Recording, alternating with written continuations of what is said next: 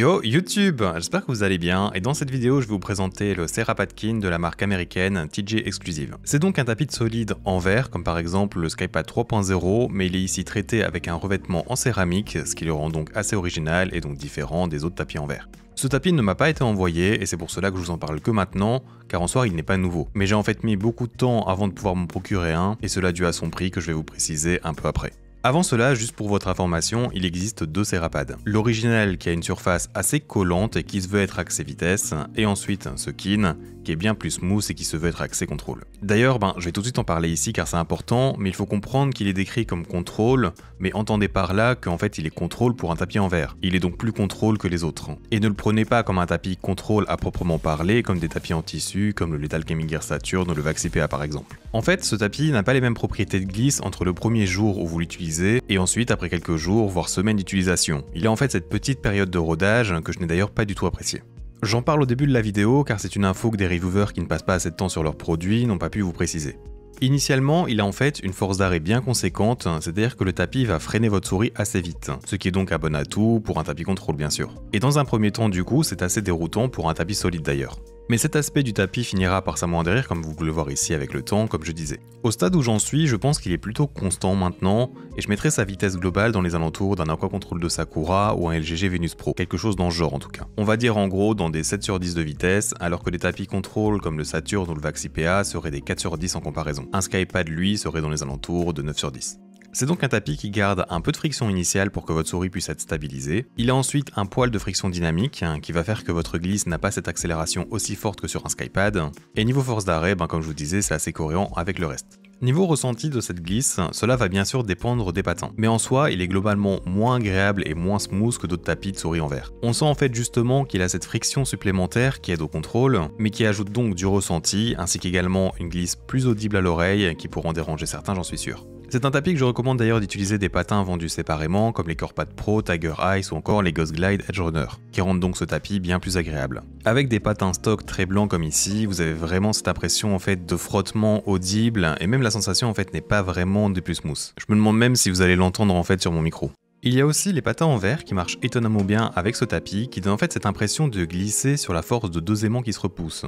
Je sais pas si vous arrivez vraiment à imaginer, mais pour le coup c'est une vraie expérience. Mais bien sûr attendez-vous à ce que les patins soient inutilisables à force, parce que c'est quand même deux surfaces solides en fait qui se rencontrent. Une fois donc que des patins comme les Ghost Glide Edge Runner sont combinés avec ce tapis, en vrai j'ai eu une expérience plutôt plaisante durant mes tests. Ce n'est pas quelque chose sur quoi j'aurais envie de jouer tous les jours, malgré que même en le gardant, en utilisant par exemple internet ou en faisant du montage, ça ne m'a pas dérangé, mais c'est surtout notamment parce que en jeu, je préfère personnellement le Skypad 3.0 comme tapis dans ce style. Je me suis d'ailleurs aidé du Skypad 3.0 pour un peu vous renseigner sur sa vitesse, mais je vais pas plus le comparer sur ces autres éléments dans cette vidéo, car tout simplement je vous prévois une vidéo versus de ces deux tapis dans le futur. Bien, maintenant qu'on a parlé de ses propriétés de glisse, passons au reste de ces éléments. Mais avant cela, si tu apprécies mon contenu, je t'invite bien sûr à t'abonner à ma chaîne, ainsi qu'activer la petite cloche de notification, histoire de savoir quand je sors une nouvelle vidéo qui sera forcément en rapport avec l'optimisation d'équipement pour FPS compétitif. Je sais qu'il n'y a pas beaucoup de gens qui interagissent avec cette cloche malgré que j'en parle assez souvent, mais je sais pas, peut-être qu'aujourd'hui vous voudrez bien prendre 5 petites secondes pour l'activer, histoire en fait que mon contenu qui est assez niche puisse avoir un peu plus de visibilité quand je sors une vidéo. Ce serait vraiment cool de votre part, merci d'avance à ceux qui le font. Bien, commençons par son emballage. Ce tapis en verre arrive donc dans une grosse boîte en carton bien épaisse qui devrait lui assurer de ne pas subir de dégâts durant le transport, ce qui est une bonne chose. Niveau esthétique, la première version du Serapadkin que j'ai ici dans un gris bleu foncé, une couleur que j'aime vraiment bien personnellement, lui offre donc un ensemble qui reste assez sobre et je pense que ça peut se marier avec n'importe quel setup sans problème. La couleur n'est cependant pas 100% constante, j'ai comme des gros traits plus foncés par endroits, mais je ne sais pas si c'est lié à mon exemplaire ou non. Depuis peu cependant, TJ Exclusive a sorti de nouvelles couleurs pour ce Kin, comme le rose, le vert et le bleu. Ce sont des couleurs qui sont dispo d'ailleurs sur la boutique française Maxi Sport, mais très récemment, il y a aussi le rouge et le blanc qui ont été annoncés par la marque. Tant qu'on est sur Maxi Sport, on va parler du prix, car basiquement, c'est là où vous l'aurez le moins cher en France. C'est-à-dire donc 150 € pour le modèle Iridium, qui est en fait celui qui fait 50 cm de long sur 40 de large, et sinon, c'est 175 € pour le modèle Osmium, qui est lui de 60 sur 40. Comme je vous l'avais dit au début de cette vidéo, je trouve cela extrêmement cher, et malgré que cela veuille être très durable comme tapis, niveau performance, vous n'aurez aucun gain comparé à la concurrence parce que c'est plus cher et pas que d'un peu. Je tenais donc juste à vous le rappeler. Mais si vous voulez vous lancer, sachez que j'ai quand même mon code promo qui est EFRAOS5 qui vous fera gagner 5% et la livraison est offerte au vu de son prix. Il existe d'autres tailles plus petites que vous pourrez retrouver par exemple sur Max Gaming en Europe ou sur leur site officiel, mais sur ce dernier il y aura donc des frais de douane supplémentaires donc je le conseille pas. Aussi n'oubliez pas qu'avec ce prix initial il y a d'autres choses à prendre en compte. C'est un tapis solide qui usera donc plus vite vos patins et donc des patins vendus séparément comme je le conseillais plus tôt. Et au-dessus de ça, je vous conseille aussi vivement de prendre des manchettes car tout simplement l'expérience est meilleure avec. Le froid du verre sera amoindri et si vous transpirez un peu, surtout avec l'été qui va arriver, eh bien vous n'aurez pas en fait la peau qui colle au tapis. C'est donc pour moi en tout cas un atout à avoir.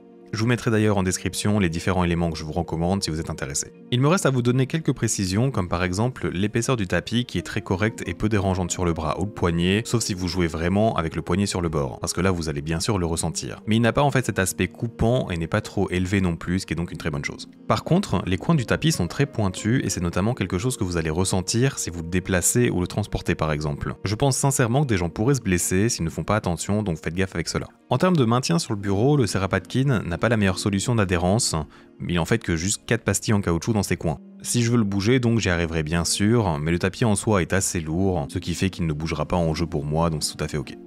Les dernières petites choses que je vais aborder dans cette vidéo sont qu'il y a, comme tout tapis solide, un petit problème de cheveux, poils ou poussière qui peuvent se glisser en fait sous vos patins et provoquer en fait un grincement horrible. Je vous conseille donc toujours de vous munir d'un tissu en microfibre pour éviter le plus possible que cela puisse arriver. Donnez un petit coup sur le tapis et sur les patins de votre souris avant chaque session et normalement cela ne devrait pas arriver très souvent tout de même. D'ailleurs pour son entretien, j'ai personnellement juste frotté avec de l'eau claire et ce avec le même tissu en microfibre et ça suffit amplement. Et pour finir, je dirais juste que j'ai remarqué que les patins étaient pas mal griffés après avoir pas mal joué sur sa surface. Ça n'affecte pas la glisse en soi mais je tenais à l'ajouter quand même. C'est donc un produit assez niche et très cher, mais si vous voulez vraiment un tapis solide qui ne soit pas dans une vitesse trop démesurée pour vos préférences, alors oui, il est tout à fait possible que ce tapis puisse vous plaire. En tout cas, je pense qu'il y a une audience possible pour ce tapis sans hésitation, d'ailleurs, j'ai eu des bonnes performances avec. C'est donc tout pour ma review du Serapadkin, j'espère qu'elle t'a plu, et si c'est le cas, n'oublie pas le petit pouce bleu, ça fait toujours plaisir. Merci d'avoir regardé cette vidéo jusqu'au bout, j'espère donc te revoir dans un futur proche, et à bientôt.